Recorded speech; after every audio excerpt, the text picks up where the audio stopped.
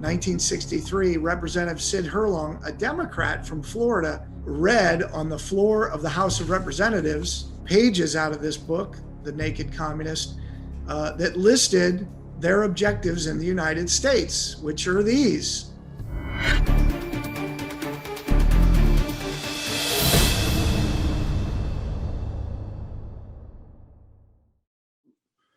The definition of communism is this: a political theory advocating class war and leading to a society in which all property is publicly owned and each person works and is paid according to their ability and needs. That's the ideal. And the reason that communism has always failed is because the world is full of human beings.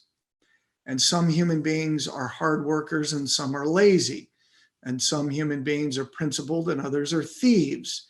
And so this doesn't work. So in communist nations, what we always see is, number one, mass killing of those who fight against the oppression of liberty. But in the system itself, we see a very thin minority that have wealth and take advantage of the system. And then a huge portion of the society is impoverished in one way or the other. That's what communism is. So what it says on paper is one thing, what it actually does is another, because it discounts very real things like human nature and like God, which is interesting because those are the two things that are the founding principles of our nation, just as a reminder. So these are keys which you should know, that for this to work, those in power have to create real divisions, haves and have-nots, right? Black and white, rich and poor, whatever it is. They have to draw lines to separate people because they know a united people are much harder to take over. And in this, economics drives everything, which sounds odd when you're talking about communism. But they breed the class warfare, the proletariat and the bourgeois, right? And the constant message that capitalism exploits people. It's the greed of Wall Street. So when you see the communists build, these groups, like the group from, that had Wall Street in their name, Occupy Wall Street.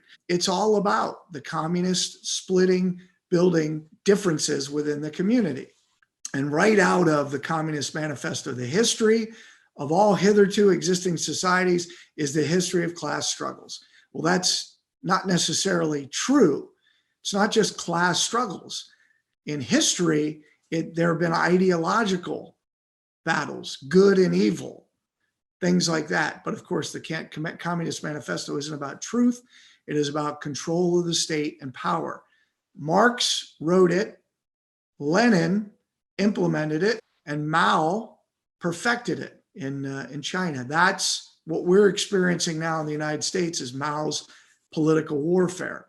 Now, the last sentence of the Communist Manifesto calls for the forcible overthrow of all existing social conditions. Now, how does understanding the threat, but how do we as Americans know who they are and what they're doing? Well, because we have a mountain of information.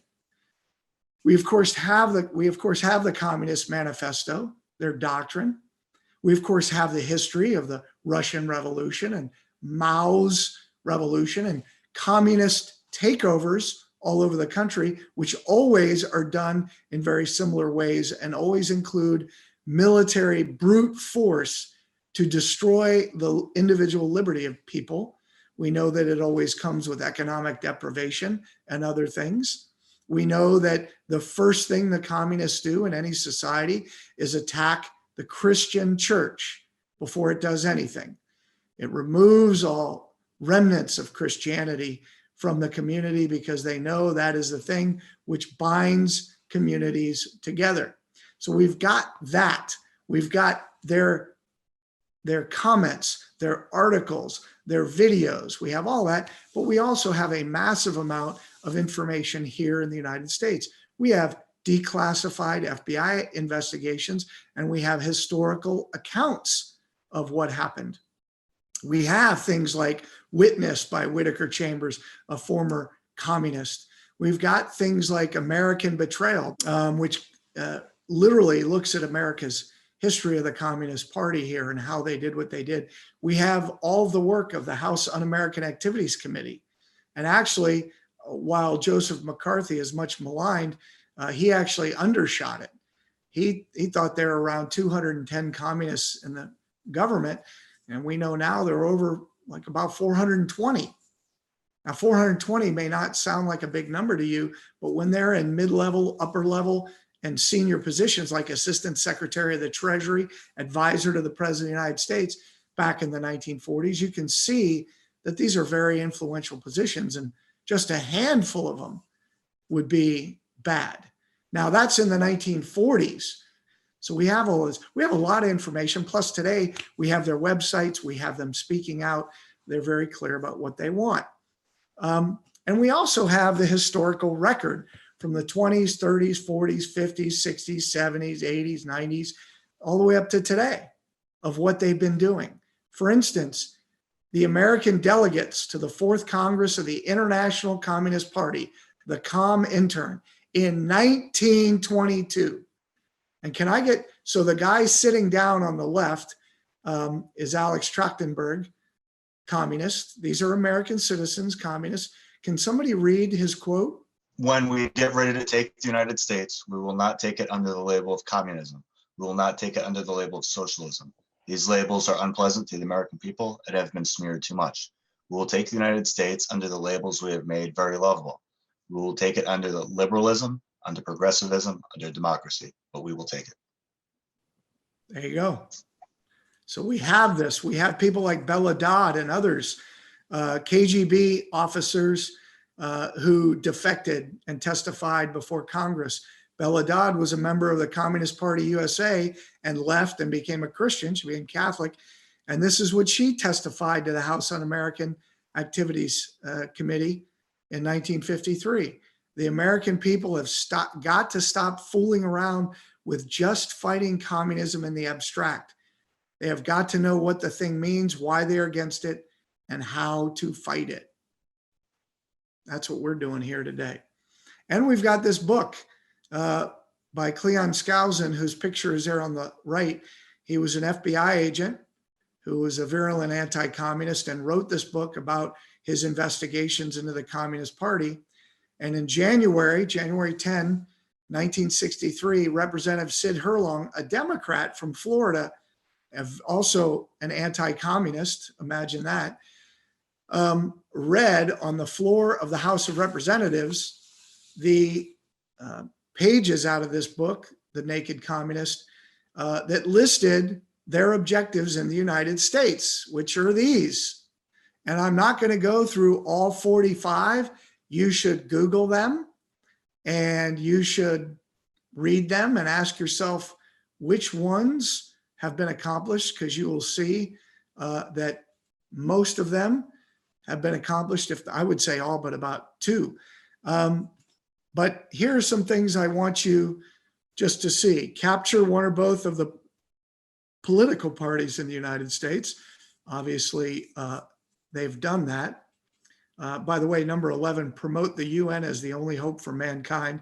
Why? Some of you may know that the UN was set up by a Soviet spy. And all of these, get control of the schools, use them as transmission belts for socialism and current communist propaganda, soften curriculum, get control of teachers' associations, put the party line in textbooks. This is back in the 50s.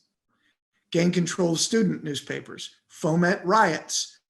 Who was behind the student riots at Berkeley in the late 50s, early 60s? The Communist Party. Primarily then backed by the Soviet Union, but there were also Maoists and others involved in those.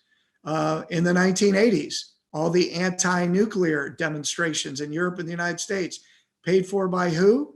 The Communist Party. Many of them, like the Italian Communist Party, Spanish Communist Party, British Communist Party, US Communist Party, Communist Party USA. Infiltrate the press, gain control of key positions in radio, TV, motion pictures, right? Eliminate all laws governing obscenity. by calling them censorship, break down cultural standards of morality by promoting pornography and obscenity in books, magazines, motion pictures, present homosexuality, degeneracy, and promiscuity as normal, natural, and healthy, infiltrate the churches and replace revealed religion with social religion. What are they doing? So the whole social justice movement, discredit the Bible and emphasize the need for intellectual maturity, right? And we know that the communists intentionally infiltrated Protestant and Catholic seminaries with homosexuals, with ideologies that are directly opposed to Christian teachings. And this was literally 6-7 decades ago.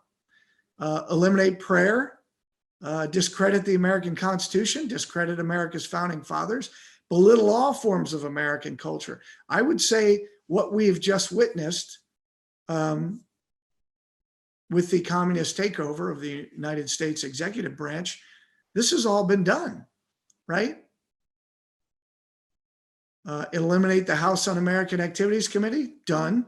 Discredit and eventually dismantle the FBI, partially done. Transfer, this is interesting, transfer powers from police to social agencies. Is that or is that not happening?